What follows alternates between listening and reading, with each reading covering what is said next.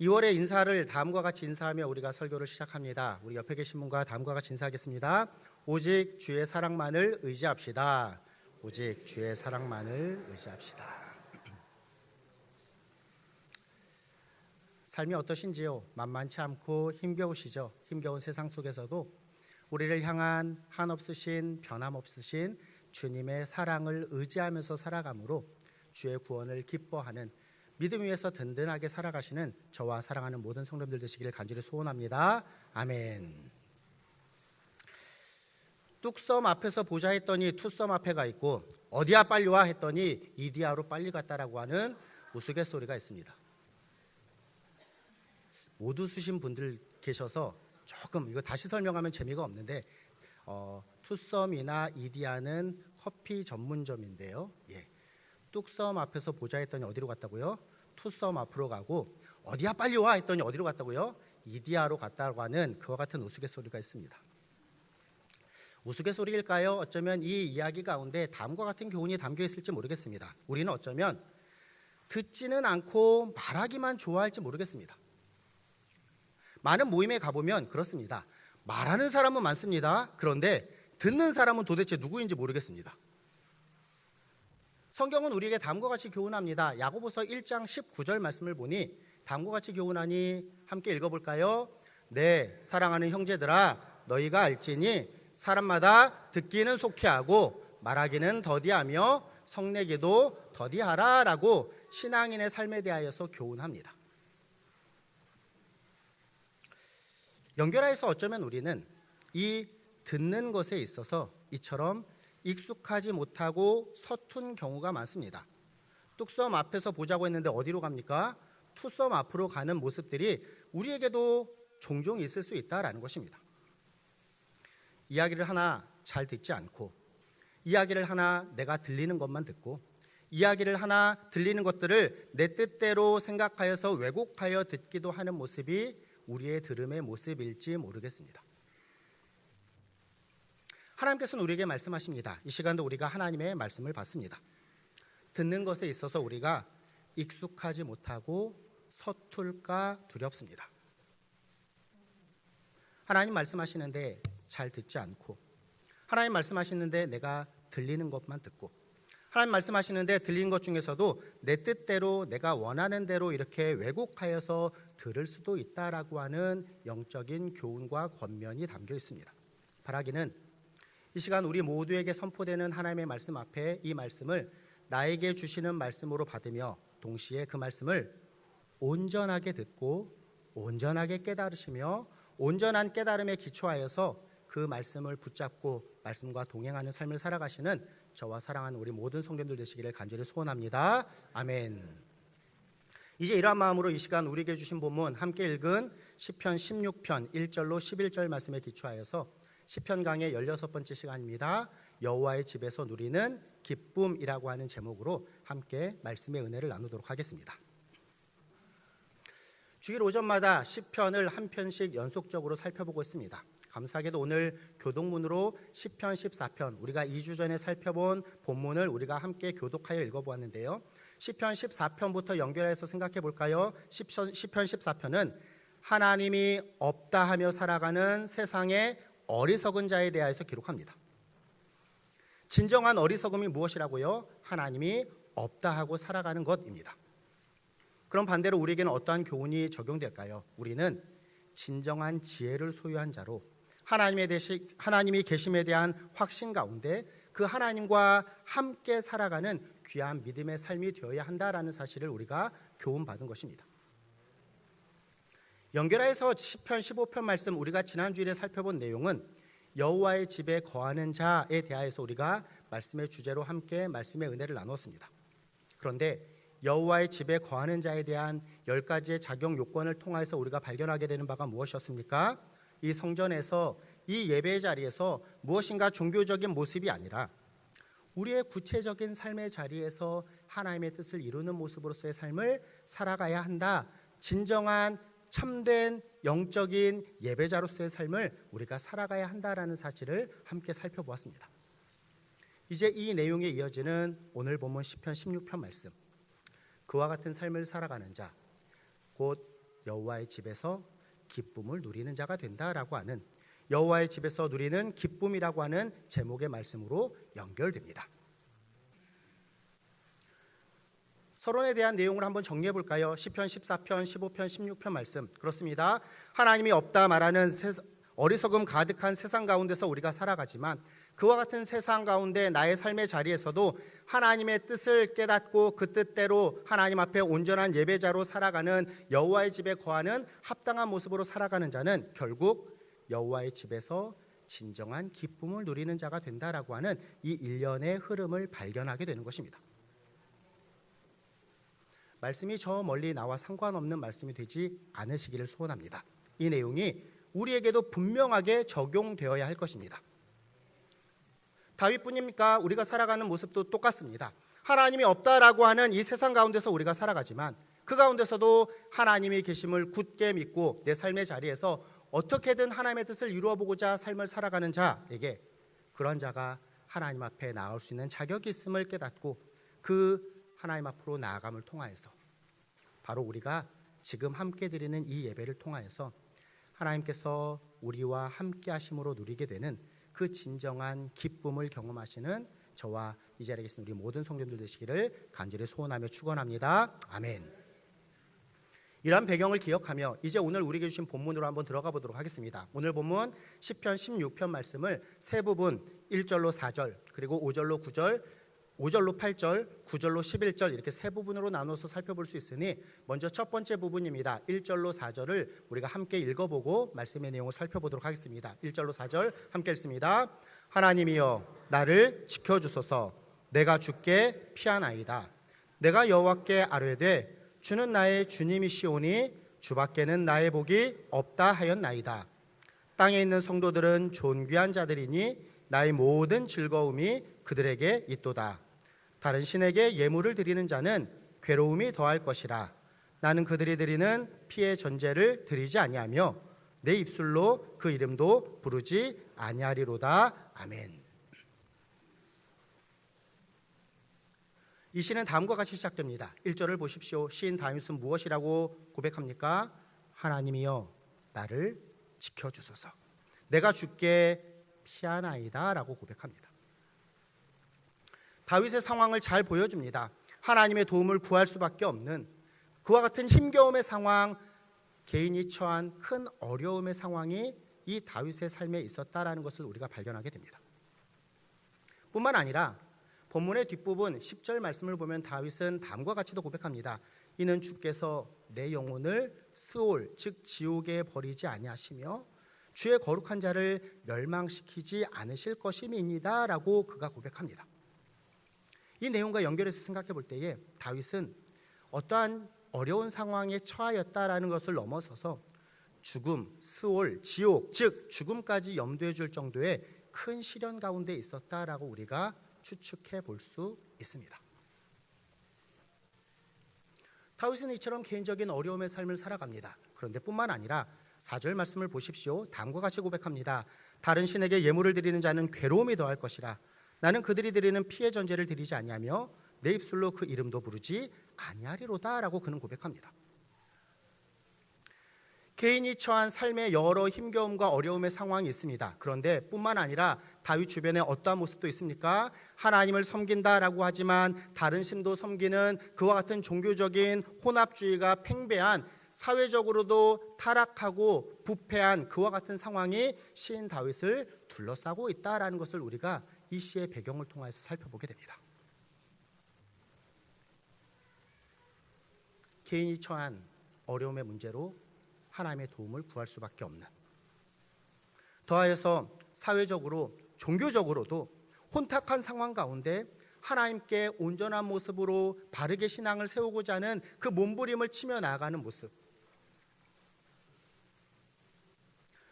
우리는 이 시인 다윗의 모습에서 무엇을 발견합니까? 우리의 모습을 발견하게 됩니다. 나의 삶, 내가 처한 상황과 너무나 비슷함을 우리가 발견하게 되는 것입니다. 사랑하는 성도 여러분, 어떠한 마음으로 오늘 교회에 나오셨는지요? 이 예배 자리에 나오셨습니까? 하나님께서 나의 삶을 모든 것을 형통케 하셨다. 내가 감사하겠다라고 하나님께 나오신 모습들도 물론 있으시겠지만, 대부분의 성도님들은 어떻습니까? 삶의 무거운 짐, 힘겨움과 어려움, 하나님 내가 참 힘겹습니다라고 하는 무거운 짐을 지고 주님 앞에 나온 모습이 우리의 모습일 것입니다. 여러 삶의 어려움과 문제들 우리를 짓누릅니다. 뿐만 아니라 우리가 살아가는 사회는 어떻습니까? 사회적으로 뿐만 아니라 종교적으로도 죄와 악이 가득하여서 부패하고 혼탁한 시대를 우리가 살아가고 있다라는 것입니다. 그런데 오늘 본문을 보십시오. 이러한 상황 가운데 시인 다윗의 모습은 어떻습니까? 이 모습을 오늘 설교 제목 한 줄에 담았는데요. 오늘 설교 제목이 무엇입니까? 여호와의 집에서 누리는 기쁨입니다. 다윗은 개인적인 어려운 상황, 죽음에까지도 처할 수밖에 없는 그와 같은 힘겨운 상황, 그리고 사회적으로 종교적으로 혼탁한 부패한 상황 가운데서 그가 살아갔으나 하나님을 신뢰하는 자 되어 그는 오히려 하나님 앞에 나와 감사와 기쁨의 찬양을 드리고 있다라는 것을 본문을 통해서 깨닫게 됩니다. 이 내용 그대로 저와 우리에게 주시는 귀한 말씀 되기를 간절히 소원합니다. 다윗과 같이 우리가 많은 삶의 여러 문제들, 또 내 삶에 둘러싼 여러 사회적인 어려움 속에 살아가고 있으나 우리는 더욱더 든든한 하나님을 향한 믿음으로 나아가 이 여호와의 집, 우리에게 적용해 볼까요? 이 주의 성전에서 함께 드리는 예배를 통하여서 주어지는 그 놀라운 기쁨을 누리는 삶을 살아가시는 저와 우리 성도님들이 되셔야 할 것입니다. 이와 같은 모습으로 나아갈 수 있는 비결이 무엇일까요? 시편 16편의 시작을 보십시오. 분명하게 발견하는 사실이 있으니 시인 다윗은 어떻게 시편 16편을 시작합니까? 하나님이여로 시작합니다. 하나님을 부름으로 나아갑니다. 그 하나님이 계심을 바라봄으로 나아갑니다.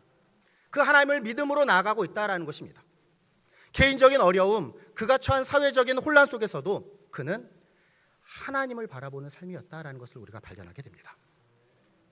본문을 시작하는 이 표현이 참으로 중요합니다. 하나님이여라고 하는 그 부름과 외침, 이와 같은 하나님을 향한 분명한 신뢰, 하나님을 바라보며 살아가는 믿음의 삶, 그것이 오늘 본문인 시편 16편을 포함한 이 시편 전체를 통해서 나타내는 중요한 주제가 됩니다. 아니, 성경이 우리에게 교훈하는 바입니다.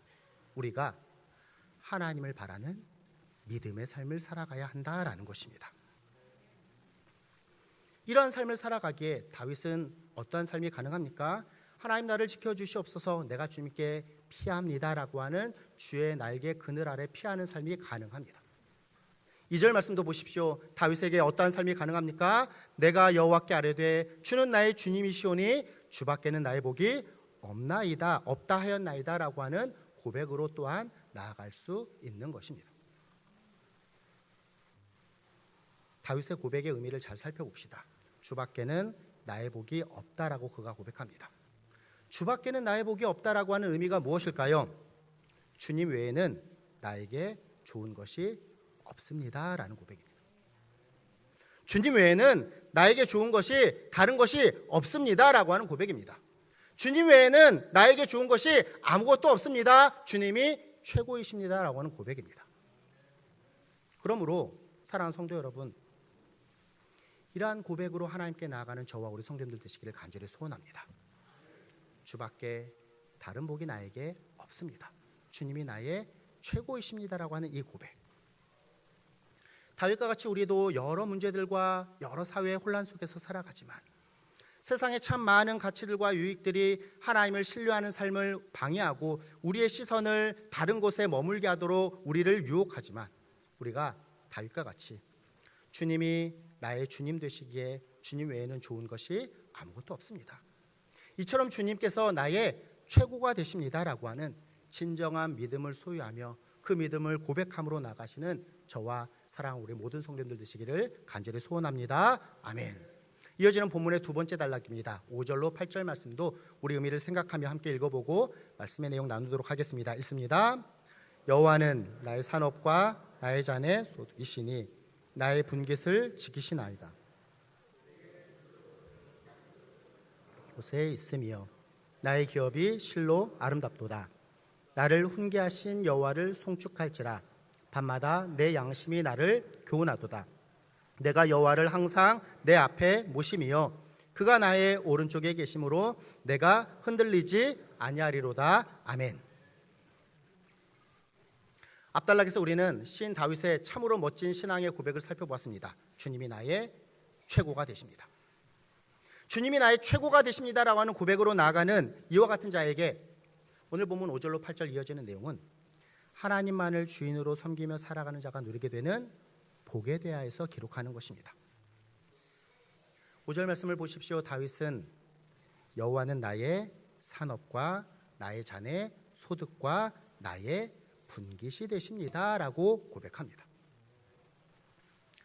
하나님께서 나의 기업이 되신다라는 뜻입니다. 특별히 다윗은 무엇이라 표현합니까? 여호와는 나의 분깃을 지키시나이다 라고 고백합니다. 이는 문자적으로 살펴보면 하나님께서 내 몫을 다 떠받치고 계십니다 라고 하는 의미입니다.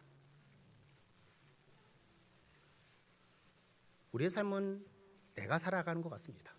내가 내 뜻대로 살아가고 내 계획대로 살아가고 내 노력과 힘에 의하여서 내 계획이 이루어지는 것인 양 우리가 살아갑니다. 그런데 하나님께서 우리를 든든하게 붙잡고 계시지 않는다면, 하나님께서 우리를 이렇게 떠받쳐 주시지 않으신다면 우리는 살아갈 수 없는 삶임을 고백할 수밖에 없습니다.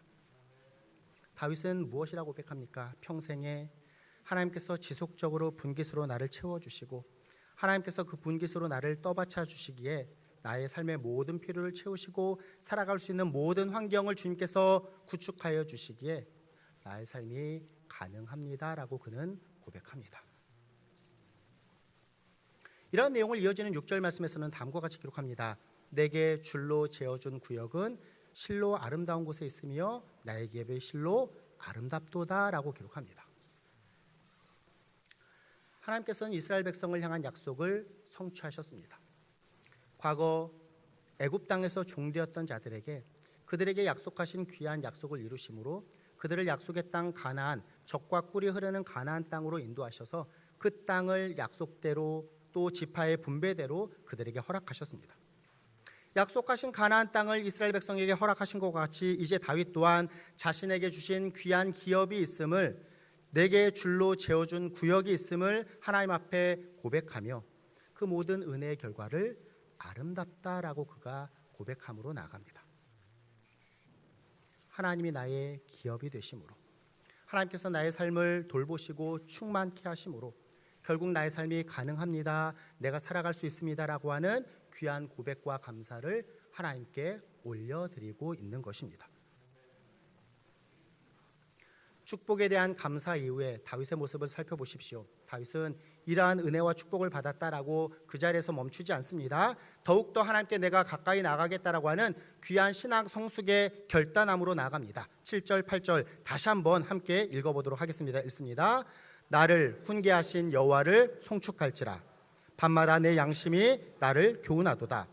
내가 여호와를 항상 내 앞에 모시며 그가 나의 오른쪽에 계심으로 내가 흔들리지 아니하리로다. 아멘.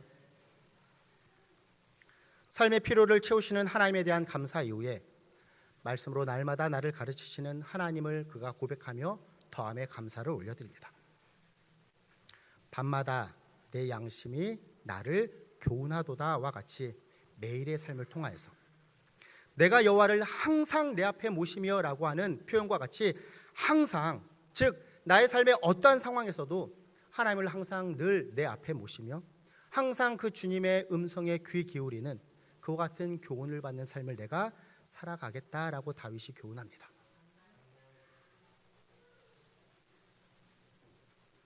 이 말씀이 오늘 우리에게 주시는 살아있는 하나님의 능력의 말씀입니다. 매일의 삶을 우리가 살아갑니다. 하나님께서 주신 귀한 선물로서의 하루하루를 우리가 이번 주에도 7일 동안 살아갈 것입니다. 다윗의 고백이 저와 우리 성도님들의 고백 되셨으면 좋겠습니다. 밤마다 나의 양심이 나를 교훈하는 하나님의 말씀 앞에 나의 모습을 비추어 보며 때로는 잘못된 부분들이 찔리고 때로는 하나님의 뜻대로 합당하며 살아감에 감사함으로 밤마다 내 양심이 나를 교훈하는 삶, 더하여서 내가 여호와를 항상 내 앞에 모심으로 내가 살아가는 것 같으나 앞서 행하시는 하나님을 모시는 하나님의 뜻대로 살아가는 저와 우리 성도님들의 삶이 되기를 간절히 소원합니다. 이러한 삶의 결과가 무엇입니까? 8절 마지막 부분을 보십시오. 그가 나의 오른쪽에 계심으로 내가 흔들리지 아니하리로다 라고 하는 귀한 역사를 다윗이 고백합니다. 하나님이 오른편에 계신다라는 것은 그분이 하나님의 강권적인 힘이 되신다라는 것을 의미합니다. 지금도 많은 어떠한 조치들이 오른손잡이가 기준이 된 것처럼 고대 사회에서는 사실 오른손이 능력을 의미하는 것입니다. 성경에서 나의 오른팔이 너를 붙들리라 라고 하는 것은 하나님께서 강권적인 힘으로 우리를 붙잡아 주심을 의미하는 표현입니다. 오늘 본문도 마찬가지입니다. 그 하나님께서 다윗의 오른쪽에 계심으로 다윗의 삶에 힘과 능력이 되시고 그 하나님께서 붙잡아 주심으로 늘 함께 하시기에 나는 어떠한 위기의 상황에도 흔들리지 않는 확신의 삶을 살아갈 수 있다라고 다윗이 고백하는 것입니다. 사랑하는 성도 여러분, 우리의 삶은 어떻습니까?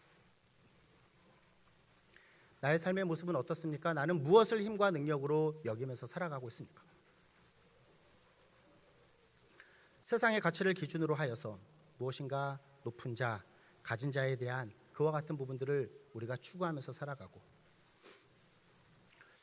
주식은 얼마나 올랐는지, 부동산은 얼마나 올랐는지, 오늘은 우리가 어느 길로 가야 되는지, 심지어는 사주와 또 여러 가지를 보면서 그렇게 살아가며 세상의 어떠한 잘된 부분들을 우리가 SNS나 방송들을 통하여서 보는 그 어그러진 모습으로 소수의 이야기가 다수의 이야기인 것처럼 생각하는 상대적인 박탈감 가운데 무엇인가 힘겹고 절망하며 좌절하는 삶으로 우리가 세상의 사람들과 동일하게 살아가고 계시지는 않으신지요? 말씀은 말씀대로, 삶은 삶대로 살아간다라고 하면 우리가 얼마나 신앙 앞에서 합당한 모습이 아닐까요? 이러한 모습은 성도의 합당한 모습이 아님을 우리에게 분명하게 교훈합니다. 우리 삶에 채우시는 하나님의 은혜가 있습니다. 하나님께서 우리의 삶을 이렇게 든든하게 붙잡고 바치고 있습니다라고 하는, 하나님께서 우리 삶에 역사하시는 그 은혜를 바라보며 그 복을 깨닫고 그 복에 대한 감사함으로 살아가는 자가 되어야 한다라는 것입니다. 상대적인 박탈감으로 절망과 힘겨움과 좌절함의 모습이 우리의 모습이어서는 안 될 것입니다. 생각하여 보십시오. 우리의 이와 같은 세상을 바라보는 어그러지고 잘못된 시선과 관점을 이 시간 온전하게 하나님께 고정하는 시간 되기를 간절히 소원합니다. 어떻습니까? 하나님께서 우리에게 주신 귀한 기업들이 있습니다. 가정, 자녀, 일터, 직장과 사업, 하나님께서 우리에게 주신 귀한 은혜임을 기억하며 주신 복에 감사함으로 나아가는 저와 우리 성도님들 되셔야 할 것입니다. 이것뿐일까요? 생각해 보십시오. 더해서 하나님께서는 우리에게 좋은 영적인 기업들도 허락하여 주셨습니다. 영원히 죽을 수밖에 없던 우리에게 하나님 아무런 대가 없이 믿음을 우리에게 주셨습니다. 그 믿음 가운데 우리는 아무런 어떠한 노력 없이 하나님의 자녀가 되어 이 자리에서 살아가고 있습니다. 뿐만 아니라 말씀드렸죠. 다윗의 고백과 같이 종교적으로도 많이 혼탁하고 부패한 세상 가운데 잘못된 어떠한 영적인 가르침으로 나가는 것이 아니라 말씀 위에 굳건하게 세워진 바른 교회, 우리 전농중앙교회에 저와 우리 성도님들 믿음의 뿌리를 내리고 신앙생활을 할 수 있도록 하나님께서 은혜를 베풀어 주셨습니다. 좋은 사역자, 또 좋은 신앙의 동료들, 함께 이 믿음의 길을 걸어가는 귀한 형제 자매들이 우리 주변에 있고, 또 내가 속한 많은 구역과 모임과 조직들을 통하여서 하나님께서는 우리에게 영적인 분깃들을 생각하며 그것이 바로 하나님의 은혜임을, 하나님께서 주시는 복임을 깨닫게 하십니다. 감사와 기쁨이 우리에게 회복되어야 하며 감사와 기쁨의 모습이 참으로 성도에게 당연한 모습임을 본문이 우리에게 교훈하시는 것입니다. 영적으로 민감해져야 할 필요가 여기에 있습니다. 우리가 영적으로 민감하지 못하고 둔할 때에는 이와 같은 하나님의 은혜가, 이와 같은 하나님의 축복이 은혜인지 복인지도 모릅니다. 자연스럽게 세상의 모습을 닮아갈 것입니다. 좌절하고 실망하고 불만과 불평만이 있는 그와 같은 삶, 신앙생활에 있어도 기쁨과 즐거움과 감사함은 온데간데 없이 마치 무엇인가 내가 해야 할 일들을 해야 되는 것과 같은 힘겨움과 어려움과 같은 모습으로만 신앙생활을 한다라고 생각하고 있다라고 한다면 하늘로부터 공급되는 이 귀한 신령한 복과 은혜가 있음을 민감하게 깨닫고 나아가는 기쁨과 감사의 삶, 그것이 저와 우리 성도님들의 모습 되기를 간절히 소원합니다. 마지막 세 번째 단락입니다. 9절로 11절 말씀도 말씀의 의미 생각하며 함께 읽어보고 말씀의 의미를 나누도록 하겠습니다. 읽습니다. 이러므로 나의 마음이 기쁘고 나의 영도 즐거워하며 내 육체도 안전히 살리니 이는 주께서 내 영혼을 소홀에 버리지 아니하시며 주의 거룩한 자를 멸망시키지 않으실 것임이니이다. 주께서 생명의 길을 내게 보이시리니 주의 앞에는 충만한 기쁨이 있고 주의 오른쪽에는 영원한 즐거움이 있나이다. 아멘. 세 번째 단락은 이러므로, 즉 그러므로라고 하는 결론을 이야기하는 표현으로 시작됩니다. 첫째 단락에서 우리가 살펴본 교훈이 무엇입니까? 하나님이 계심에 대한 분명한 믿음 가운데 하나님이여를 부르며 그 하나님께 나아갈 때에, 두 번째 단락, 하나님께서 주시는 귀한 은혜와 복이 있음을 깨닫고 감사하는 모습. 결국 세 번째 단락의 결론에서는 그 하나님의 은혜와 복에 대한 감사를 누리는 자가 진정한 찬양을 하나님께 올려드린다라고 하는 내용으로 시편 16편이 마무리됩니다. 은혜와 복에 대한 감사의 찬양, 어떠한 모습입니까? 9절의 앞부분을 보십시오. 나의 마음이 기쁘고라 합니다. 주님을 모시는, 주님과 함께하는, 주께서 주시는 그 복과 은혜를 누림에 대한 기쁨을 다윗이 표현합니다.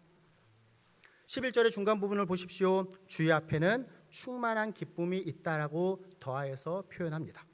주님을 모시면서 살아가는 자의 그 진정한 기쁨의 모습을 다윗이 고백하고 있는 것입니다.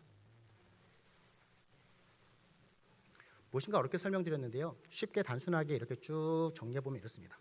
하나님께서 베풀어 주신 은혜와 복을 깨닫고 나아가는 자가 되어야 합니다. 그럴 때 우리는 신앙에 있어서 진정한 기쁨을 누리게 되고 기쁨의 찬양을 하나님께 올려드릴 수 있다라는 것입니다. 9절의 말씀을 보면 다윗은 하나님께서 주시는 은혜, 복으로 인하여서 마음이 기쁘고 영혼도 즐거우며 육체도 안전하여 평안함을 누린다라고 고백합니다. 요한 3서 2절 말씀과 연결해 볼까요? 영혼이 잘 되고 범사가 잘 되고 강건함의 모습으로 살아갈 수 있다라는 것입니다. 이것이 성도에게 주시는 귀한 은혜입니다. 10절 말씀을 보십시오. 이 땅에서의 기쁨, 즐거움, 평안함, 안전함뿐만 아니라 하나님께서는 우리를 영적으로도 세상의 악인으로부터 주어지는 죽음의 위협에 그냥 버려두지 않으실 것이며 온전한 보호하심으로 구원에 대한 확신으로 하나님께서 우리를 이끄실 것이다 라고 다윗은 고백합니다. 결국 11절 말씀, 이러한 의미를 연결하여서 하나님께서 보이시는 생명의 길에 대한 확신 가운데 충만한 기쁨과 영원한 즐거움을 고백하며 감사와 찬양으로 이 시가 마무리됩니다. 본문 시편 16편 말씀에 기초하여서 이처럼 설교의 제목을 여호와의 전에서 누리는 기쁨이라고 정해보았습니다. 말씀의 내용을 결론 지어볼까요? 우리 성도님들, 하나님에 대한 믿음을 가지고 그 하나님을 바라보며 하나님을 부르며 하나님 앞에 가까이 나아가 예배하는 모습으로 하나님께서 베풀어 주신 그 복과 은혜를 깨닫고 기억하며 감사할 때에 그 은혜와 복을 베풀어 주신 하나님께 기쁨과 감사의 찬양을 올려드리는 그런 모습, 우리가 진정한 그러한 모습으로 살아가는 자입니까? 신앙생활 한다라고 하면서 주일이 부담스럽고 무엇인가 주일이 오히려 무거운 짐을 지는 것 같고 무엇인가 기쁨이 사라지고 나에게 있어서 염려와 두려움과 걱정이 더 있다라고 한다면 다시 한번 우리의 삶을 재점검하며 잘못된 우리의 신앙의 방향과 목적을 온전함으로 맞추는 은혜가 저와 우리 성도님들에게 있으시기를 소원합니다. 말씀이 기준이 됩니다. 하나님을 향해서 온전히 나아가며 그분께서 우리에게 베푸르신 그 복과 은혜를 기억하며 깨달음으로 우리가 하나님 앞에 감사와 기쁨의 찬양의 모습이 되어야 한다라는 것입니다. 하나님을 믿는 믿음 가운데 신앙생활을 한다라는 것, 그러하기에 우리를 억압하는 어떠한 부자유의 모습이 아닙니다. 하나님을 믿음으로 그 믿음 가운데 살아가 신앙생활을 한다라는 것은 우리에게 베풀어 주신 그 은혜와 복으로 인한 자유함, 평안함에 기초한 감사와 기쁨의 모습이어야 한다라는 것입니다. 이러한 진정한 믿음, 이러한 진정한 신앙의 삶을 살아가시는 저와 이 자리에서 우리 모든 성도님들 되시기를 소원합니다. 말씀을 정리해 보겠습니다. 우리에게 주신 시편 16편 말씀, 시작이 어떻습니까? 하나님의 도움을 구할 수밖에 없는 개인이 처한 어려운 상황. 나뿐만 아니라 우리가 살아가는 사회, 심지어는 종교적인 영향에서도 죄와 악으로 가득한 거짓된 가르침이 많은 혼탁하고 부패한 상황.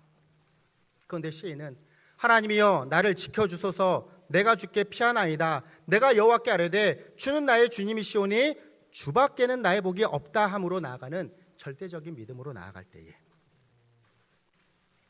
결국 그 하나님께서 베푸시는 은혜와 복을 깨닫게 되며 그 깨달음 가운데 하나님 앞에 감사와 기쁨의 찬양으로 나아가게 된다라는 것입니다.